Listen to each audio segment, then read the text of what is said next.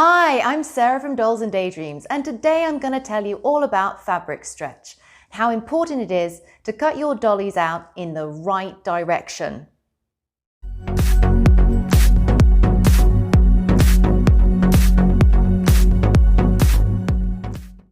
So we've got three kinds of fabrics. We have non-woven, such as felt, we have woven, such as cotton, and we have knits, such as fleece or minky. Now, for our non-wovens, our felts, it really doesn't matter what direction you're cutting it out of because it's basically a flattened material, textile that is not going to shift or change, and that's why it is so unforgiving for doll making. However, I love it for hairs and shoes and little accessories. For our woven fabrics, we're going to have three directions.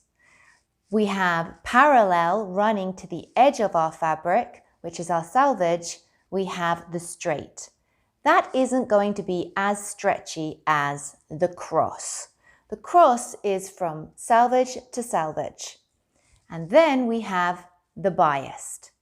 Now the bias is going to be a little bit extra stretchy.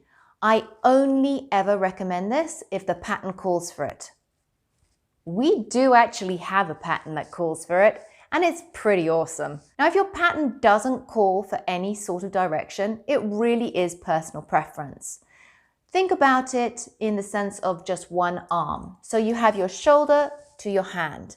And if you line that up, going down the straight of your fabric, the straight line of your fabric, that means there's not going to be much stretch there in that direction, but there will be from side to side. So your arm's going to be a little chubbier and a little shorter.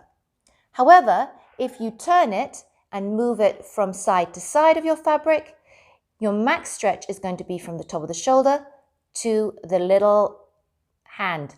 Almost forgot what I was looking at there because I can't really see anything. And so therefore your arm is going to be skinnier, narrower, and slightly longer. Now, it's not absolutely huge and really noticeable until you get to the head. And then things can change slightly. And I'm really not kidding. Max stretch from side to side, you get this. If you go from max stretch from top to bottom of the head, you get this. I really don't know which one is better. At the end of the day, it really is personal preference. Now, when it comes to knits, that difference is even bigger. I always recommend when cutting out your little softies in knit, especially the quick kid patterns, from going from across the body, shoulder to shoulder, the side of the head, you're going to get a cute little chubby toy. I like that look. I like the bigger heads. However, I know lots of ladies who love the little skinny look. And so just put your max stretch from top to bottom and ta-da! He's going to be skinnier, or she is, and she's going to have a squished in little head. So with knits, like fleece, there is going to be a maximum stretch and a minimum stretch direction.